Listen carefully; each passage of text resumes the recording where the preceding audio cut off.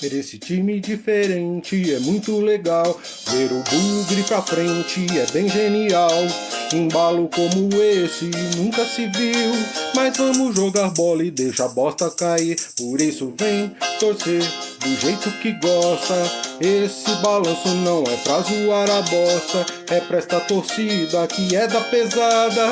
É o Guarani com a bugrinada.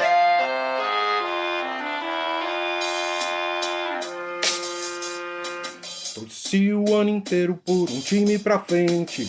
O Conceição fazendo um bugre decente. Segura esse time com essa pegada. Quem não gosta do bugre deve ser peruada. E no coração estou empolgado. Imagino o bugrão com um brinco lotado. Torcida da pesada que segura a parada. É o Guarani com a bugrinada.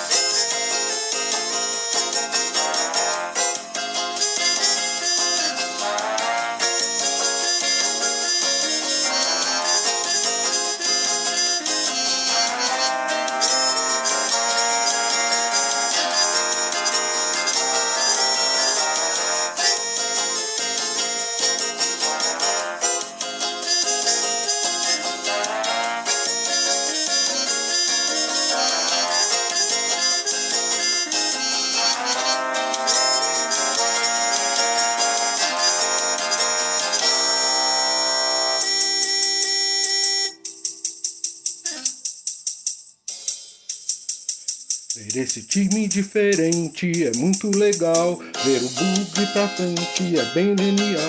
Embalo como esse nunca se viu. Mas vamos jogar bola e deixa a bosta cair. Por isso vem torcer do jeito que gosta.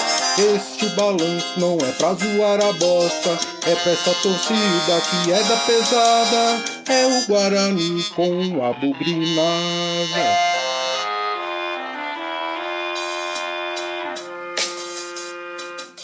Para os jogadores um recado vou dar.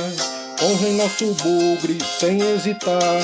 Porque mostrando raça e empolgação, nunca iremos deixá-los na mão. Por isso vem, não vão encostar. O G4 agora é o nosso lugar.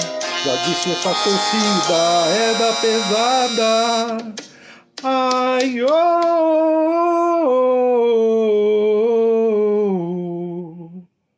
é a bugrinada.